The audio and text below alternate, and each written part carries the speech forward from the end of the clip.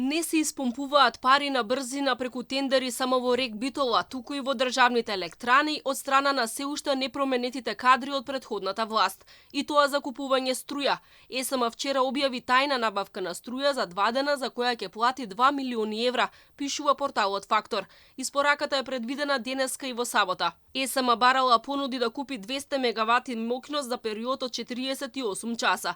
Тоа е еднакво на вкупниот инсталиран капацитет на еден блок во РЕК Битола. Не се знае дали тоа значи дека еден блок во РЕК нема да работи во некој од овие денови, за да може да се оправда овој увоз на струја.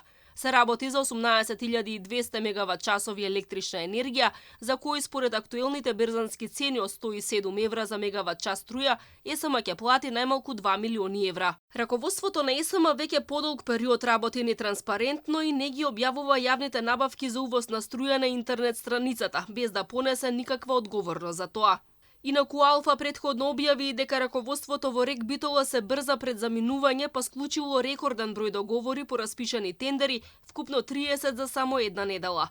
Од сите тендери омилената и контроверзна Марковски компани добила 6 набавки во вкупна вредност од 6 милиони евра.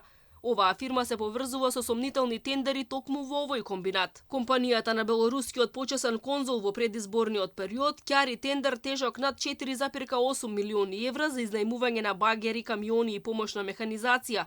Минатата година Марковски компани доби неколку тендери. Во јавноста остана запаметен оној од фантастичните 46 милиони евра од ЕСМ за ископ на јаглен и јаловина, а неколку дена претходно за истата намена се офајдија со тендер од скоро 25 милиони. Компанијата ги добива тендерите во РЕК во последниве 5 години.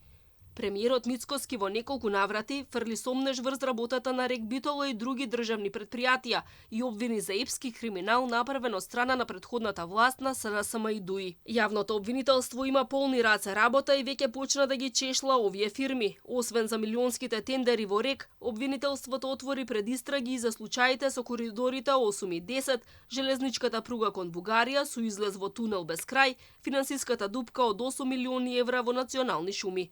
Обвинителите веќе имале средби со ревизори и постапувале во сите случаи каде има сомневања за злоупотреба на народни пари.